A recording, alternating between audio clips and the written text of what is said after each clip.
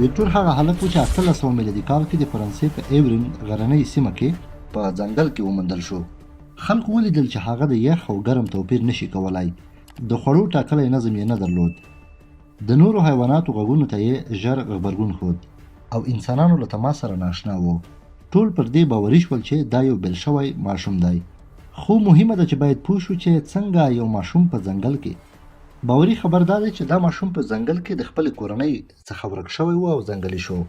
ویکټور چې کلونه یې په ځنګل کې یوازې تېر کړي وو، د هغه کیسه په چټکۍ سره پاریس ته ورسېده.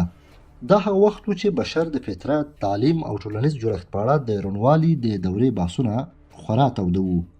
ویکټور پاریس ته انتقال شو او د مشهور ژبو او ډاکټر جان مارک ګاسپار ایټارډ پام یې ځان ته واړاوه. ایټارډ پریکړه وکړه چې د هغه تعلیم وکړي او دا ثابته کړي چې ټول انسانان د زده کړې له لارې پرمختګ کولی شي. هلک ته یې د ویکټور نوم ورکړ، د بري، مقاومت او د ژوند د جګړې نوم. ایټارډ ویکټور د یوې مهربانې ښځې مادام ګیرین په کور کې ځای پر ځای کړ چې د هغه د ورځني ژوند ساتنه یې کوله. هغې د مور غوندې چلند ورسره کوه، خو ویکټور ډېر وخت د اړیکو جوړولو له هڅو ځان تېروه. ایټارډ د 5 کلونو لپاره ویکټور د زده کړې ستر پروګرام پیل کړ. د هغه اصلي موخه دا وه چې هغه له وحشي حالت څخه انساني ټولنې ته رانږدې کړي، خبرې کول ور وښیي او د انسانانو په څېر چلند ور زده کړي.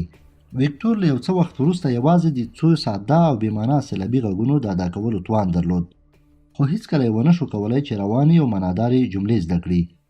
د اوږدې څارنې او روزنې له پایلو وروسته ایټارډ دې نتیجې ته ورسېد چې ویکټور د ژبې له هغه حساسي دورې څخه تېر شوی و چې پکې د انسانانو د مغز د ژبې د زده کړې تر ټولو لوړه وړتیا لري.